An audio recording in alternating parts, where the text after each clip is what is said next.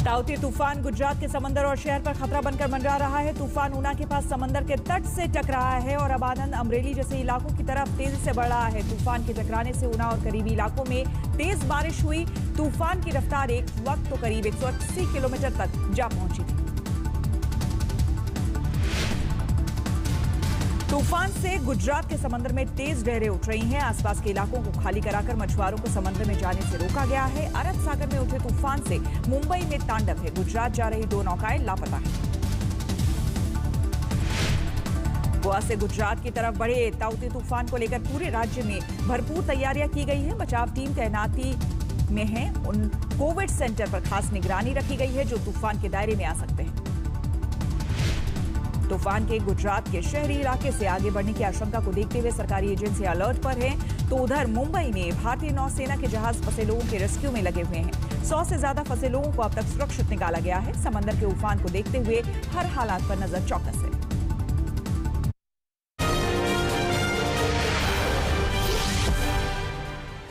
मुंबई में चक्रवाती तूफान ताउते के चलते 6 लोगों की मौत हो गई, जबकि 9 लोग घायल हुए हैं। ताउते तूफान के चलते मुंबई के समुद्र में हाई टाइड के दौरान 10 से 13 फीट ऊंची लहरें देखने को मिली और 70 से 80 किलोमीटर प्रति घंटे की रफ्तार से तेज हवाएं चली।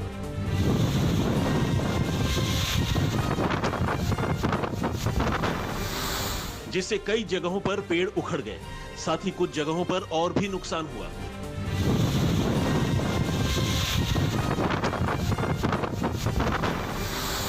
उधर भारी बारिश के चलते मुंबई के कई इलाकों में पानी भर गया है। ताउते तूफान महाराष्ट्र से गुजरात की ओर बढ़ गया है, लेकिन मौसम विभाग ने मुंबई में बारिश की आशंका जताई है।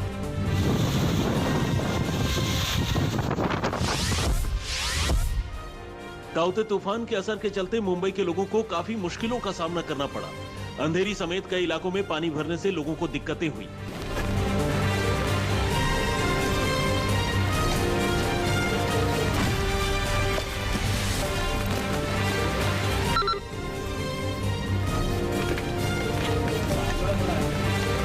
वहीं एयरपोर्ट को भी रात 10 बजे तक बंद करना पड़ा। ताउते तूफान के खतरे को देखते हुए वर्ली सी लिंक को 2 दिनों के लिए बंद किया गया है। बारिश के दौरान बीएमसी की ओर से लोगों से घरों से न निकलने की अपील की गई है। ताउते तूफान का असर मुंबई में वैक्सीनेशन कार्यक्रम पर भी पड़ा।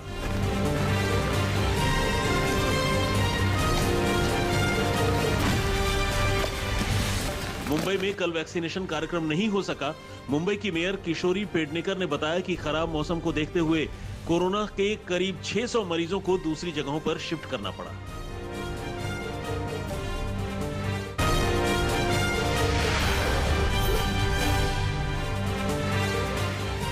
दिल्ली में कोरोना के नए मामलों में और गिरावट हुई है। बीते 24 घंटे में दिल्ली में कोरोना के 4,524 नए मामले सामने आए।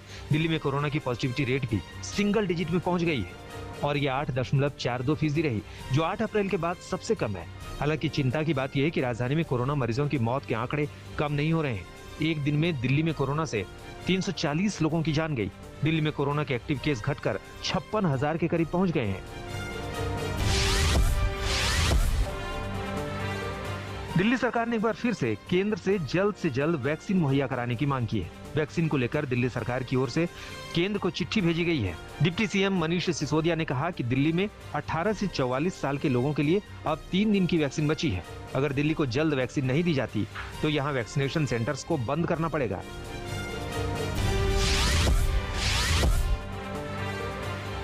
कोरोना पर यूपी से राहत भरी खबर है। प्रदेश में कोरोना के 10,000 से कम केस आए हैं। बीते 24 घंटे में यूपी में कोरोना के 9,391 मरीज मिले, जबकि 23,000 से ज्यादा मरीज ठीक हुए। कोरोना के चलते यूपी में 285 लोगों की मौत हुई है। प्रदेश में कोरोना के सबसे ज्यादा केस गोरखपुर में आए, जहां 542 मरीज मिले।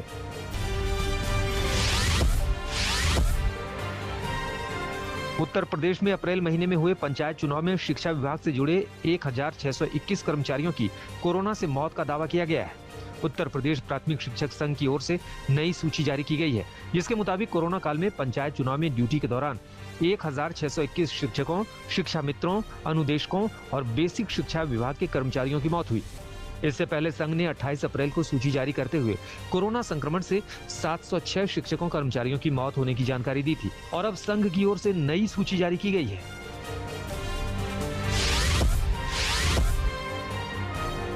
कोरोना काल में जान गंवाने वाले शासकीय कर्मचारियों को लेकर एमपी सरकार ने बड़ा फैसला किया है। मध्य प्रदेश में कोरोना की वजह से जान गंवाने वाले कर्मचारियों के परिजन को अनुकंपा नियुक्ति दी जाएगी। इसके लिए मुख्यमंत्री कोविड-19 अनुकंपा नियुक्ति और मुख्यमंत्री कोविड-19 विशेष अनुग्रह योजना शुरू की जाएगी।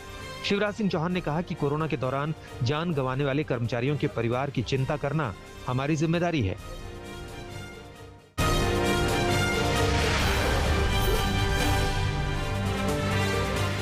गुजरात में कोरोना संक्रमण के नए मामले तेजी से कम हो रहे हैं। एक दिन में गुजरात में कोरोना के 7,135 नए मरीज मिले और 81 लोगों की मौत हुई।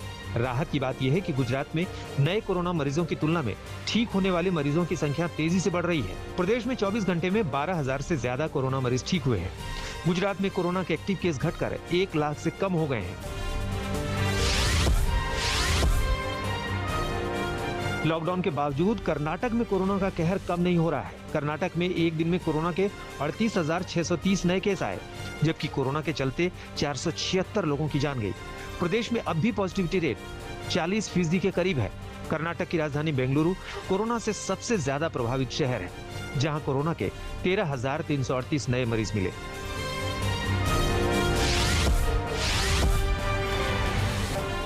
केरल में कोरोना के 21,402 नए केस आए, जबकि एक दिन में 87 लोगों की मौत हुई। प्रदेश में कोरोना की संक्रमण दर 25% के करीब है। इस बीच टीकाकरण अभियान को तेजी देने के लिए केरल सरकार ने भी ग्लोबल टेंडर निकालने का फैसला किया है। ग्लोबल टेंडर के जरिए केरल सरकार 3 करोड़ वैक्सीन खरीदने की तैयारी कर रही है।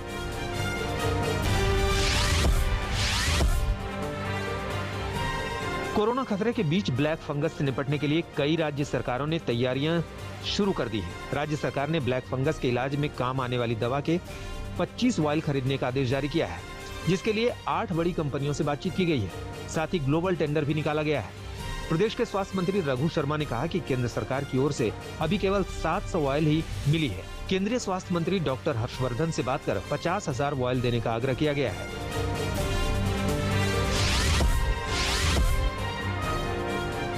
बढ़ते कोरोना मामलों को देखते हुए उत्तराखंड सरकार ने 1 हफ्ते का लॉकडाउन बढ़ा दिया है। राज्य में 17 मई तक का लॉकडाउन था।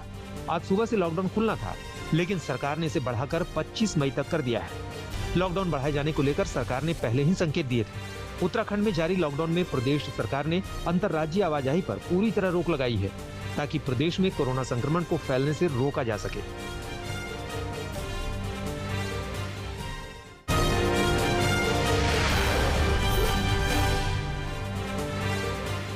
बंगाल में सियासी खींचतान जारी है। नारदा स्टिंग मामले में सीबीआई की विशेष अदालत ने चारों टीएमसी नेताओं को जमानत दे दी, लेकिन रात होते होते कोलकाता हाईकोर्ट ने जमानत पर रोक लगा दी। जमानत मिलने के बाद सीबीआई ने हाईकोर्ट का दरवाजा खटखटाया था। इसमें ममता के 2 मंत्री और 1 विधायक शामिल है। सीबीआई ने कल मंत्री फिराद हकीम, मंत्री सुब्रत बनर्जी, विधायक मदन मित्रा को गिरफ्तार किया था, लेकिन 7 घंटे बाद ही इन्हें जमानत मिल गई। लखनऊ के मेदांता अस्पताल में भर्ती समाजवादी पार्टी के नेता आजम खान की तबीयत में सुधार हुआ है, जिसके बाद आजम खान को आईसीयू से नॉर्मल वार्ड में शिफ्ट कर दिया गया है। हाल ही में आजम खान की रिपोर्ट कोरोना पॉजिटिव आई थी, जिसके बाद सीतापुर की जेल से लाकर आजम खान को लखनऊ के मेदांता अस्पताल में भर्ती किया गया था। दिल्ली पुलिस ने ओलंपिक पदक विजेता सुशील कुमार पर 1 लाख का इनाम रखा है। वहीं दूसरे आरोपी अजय पर 50,000 का इनाम रखा है। सुशील कुमार के खिलाफ दिल्ली की रोहिणी कोर्ट ने गैर जमानती वारंट जारी किया था। ये वारंट कुछ दिन पहले 23 साल के जूनियर पहलवान सागर की हत्या के मामले में है।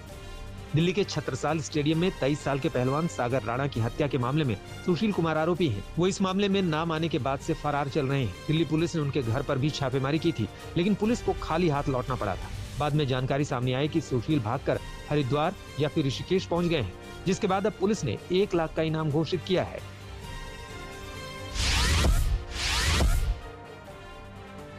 जम्मू कश्मीर के श्रीनगर के खानमोह इलाके में जारी मुठभेड़ में सुरक्षा बलों ने 2 आतंकियों को मार गिराया। दोनों अलबद्र आतंकी संगठन के सदस्य थे। सुरक्षा बल के जवान आतंकियों के ठिकाने के करीब पहुंचे तो आतंकियों ने फायरिंग शुरू कर दी।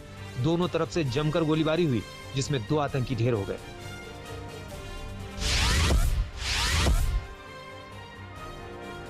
कोरोना महामारी में देश दुनिया के तीर्थ यात्री और श्रद्धालु केदारनाथ और बद्रीनाथ धाम के ऑनलाइन दर्शन कर सकेंगे। कल बाबा केदार के पट खुलते ही उत्तराखंड देवस्थानम प्रबंधन बोर्ड ने श्रद्धालुओं की सुविधा के लिए ऑनलाइन दर्शन की सुविधा शुरू कर दी है, लेकिन ऑनलाइन पूजा नहीं होगी। वहीं आज सुबह बद्रीनाथ के कपाट भी खोल दिए गए, जहां अभी आम भक्तों को दर्शन की इजाजत नहीं है।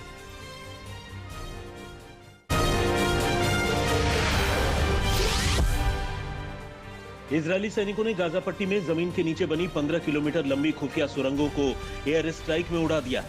इसके अलावा हमास के 9 कमांडरों के घर भी इस हमले में बर्बाद हो गए। इजरायली हमले में अब तक गाजा में 188 फिलिस्तीनियों की मौत हुई है, 1200 लोग घायल हुए हैं, जबकि इस हमले में 8 इजरायलियों की भी मौत हुई है।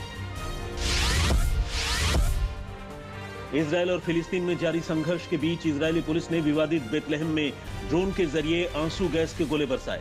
यहां फिलिस्तीनी प्रदर्शनकारी 7 दिन से जारी युद्ध के खिलाफ इजरायल के विरोध में प्रदर्शन कर रहे थे। इस बीच चीन ने भी दोनों देशों से संघर्ष को खत्म करने की अपील की है। लॉस एंजलिस के जंगलों में लगी आग रविवार को और भयावह हो गई, जिसके बाद प्रभावित इलाके से करीब 1000 लोगों को सुरक्षित स्थानों पर जाने का आदेश जारी किया गया। दमकल विभाग की टीम की हेलीकॉप्टर से आग पर काबू पाने की कोशिशें जारी हैं। पुलिस ने इस मामले में 2 संदिग्धों को गिरफ्तार किया है।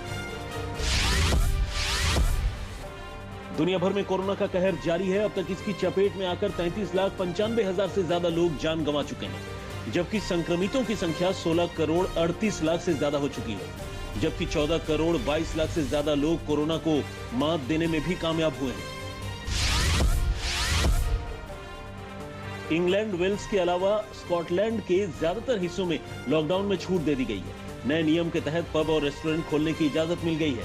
साथ ही सीमित संख्या में लोग घरों के अंदर पार्टी भी कर सकेंगे। विदेश यात्रा से प्रतिबंध हटाकर यात्रा के लिए नए नियम बनाए गए।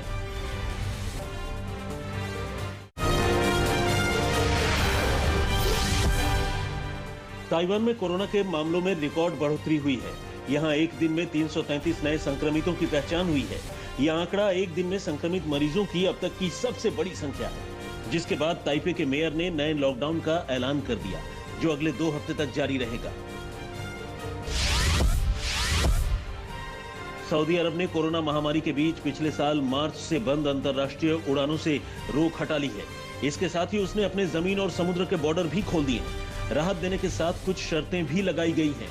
अभी भारत समेत लेबनान, यमन, ईरान और टर्की के लिए डायरेक्ट या इनडायरेक्ट उड़ानों पर रोक बरकरार रहेगी।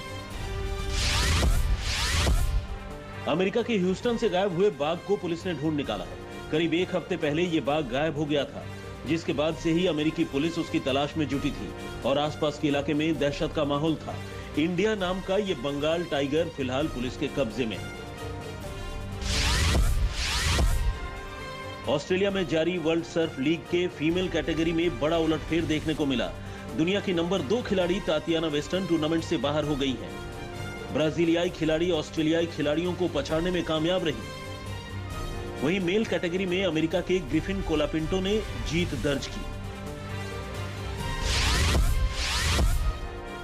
2021 यूरोविजन सॉन्ग कॉन्टेस्ट की तैयारियां अपने आखिरी स्टेज पर हैं। कोरोना वायरस की वजह से पिछले साल इस कॉन्टेस्ट को रोक दिया गया था। संक्रमण को लेकर नई गाइडलाइंस जारी की गई हैं। साथ ही हजारों प्रशंसकों को ड्रेस रिहर्सल की इजाजत दी गई है। 2 सेमीफाइनल के बाद 22 मई को ग्रैंड फिनाले की तारीख तय की गई है।